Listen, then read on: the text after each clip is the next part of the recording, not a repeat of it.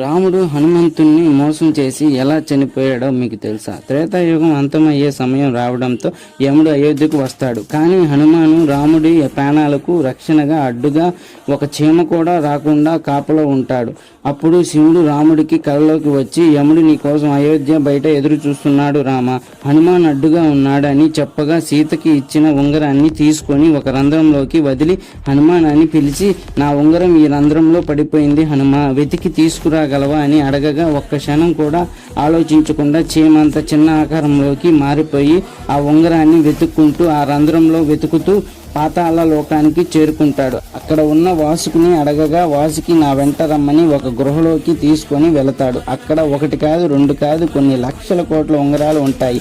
అవి చూసి హనుమ ఆశ్చర్యపోతాడు. అది నా రాముడి ఉంగరం, ఏదో నాకు తెలియదా అని వెతుకుతూ ఉంటాడు. ఏ ఉంగరం చూసినా అది అచ్చం రాముడి ఉంగరం లాగే ఉంటుంది. హనుమకు ఏమి చేయాలో అర్థం కాదు.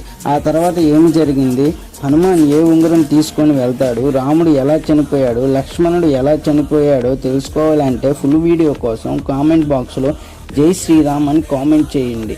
జై Hanuman. Please like our video and subscribe our channel for more videos.